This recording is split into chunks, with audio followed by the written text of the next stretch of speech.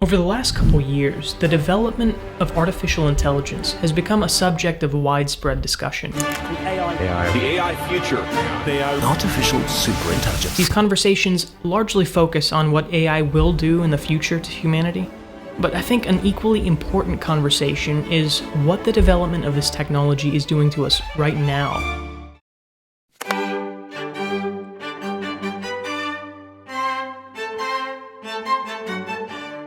The explosion of online communication has enabled an unprecedented spread of ideas, allowing people to engage with intellectual discussions from anywhere around the developing world. But this same advancement has produced a host of unwelcome consequences too. Our ability to form informed, nuanced opinions, or to approach new information with an open mind, occurs far less often than it really should. Digital technology is one of the major culprits in this, I think. Its influence has already had significant repercussions on people, and will no doubt continue to impair people for years to come. There is a growing amount of evidence that suggests that technological progress is beginning to erode our habits of rigorous, nuanced thinking across multiple issues in modern life. Why is this happening? To understand this phenomenon, we must understand what the technology is actually doing. Artificial intelligence serves as a clear example of what people want from technological innovation.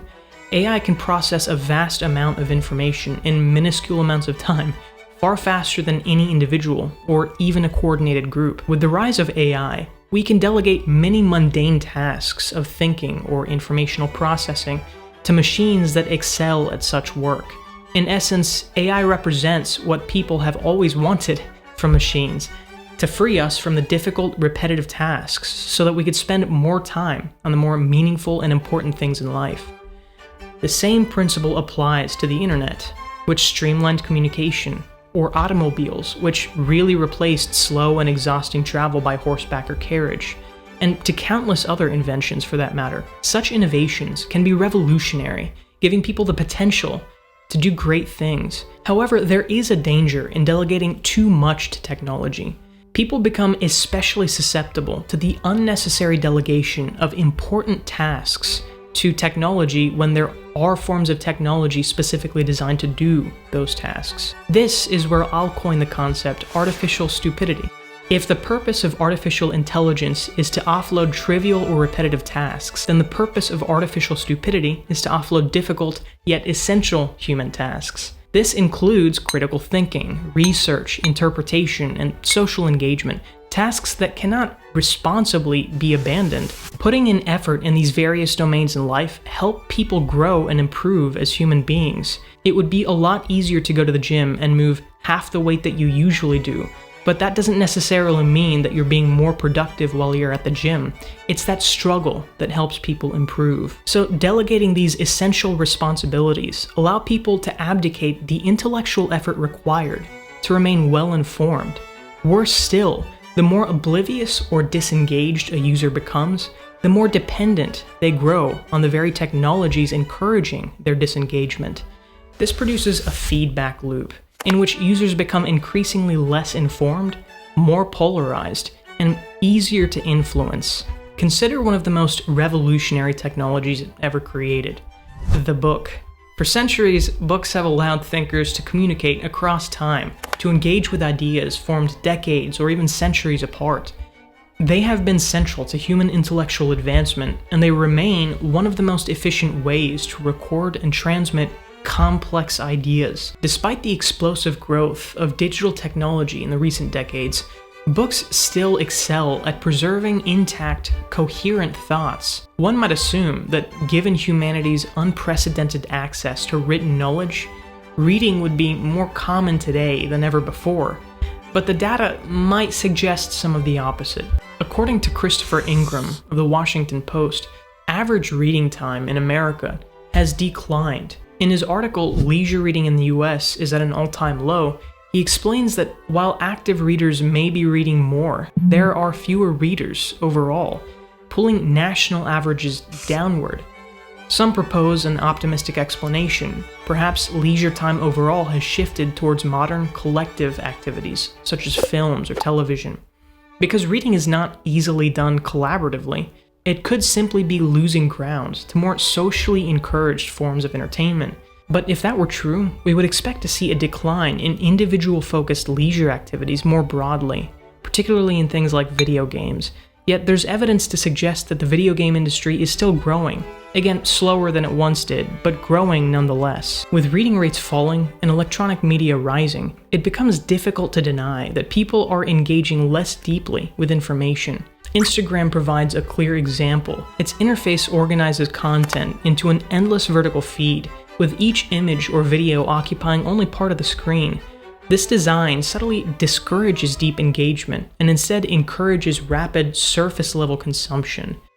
While Instagram is not solely responsible for declining reading rates, it exemplifies the form of technology that fosters shallow interactions with information. These forms of technology affect how people perceive and engage with the world, leaving them less prepared for situations requiring depth and rigor. In these cases, artificial stupidity encourages people to engage with information in a very different way than perhaps people did at one time, and these effects can range from being completely harmless to deeply harmful.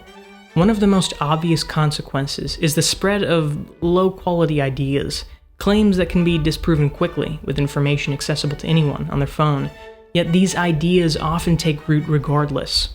The spread occurs both unintentionally and perfectly well intentionally. One unintentional example of this involves the perception of violent crimes. According to the Pew Research Center, there is a growing gap between public opinions on how frequently violent crimes are committed and the actual crime rates. In the article 5 Facts About Crime in the US, the article reports that violent crime has decreased sharply over the last 25 years, yet many Americans believe the opposite.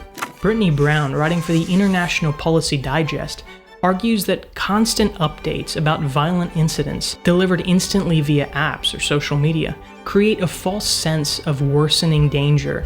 This barrage of shallow, rapid information encourages people to form conclusions without meaningful engagement. It is artificial stupidity at work. This can often be seen by common political ideologies that don't engage with any of the issues in a deep or meaningful way, yet have the passion of those who do.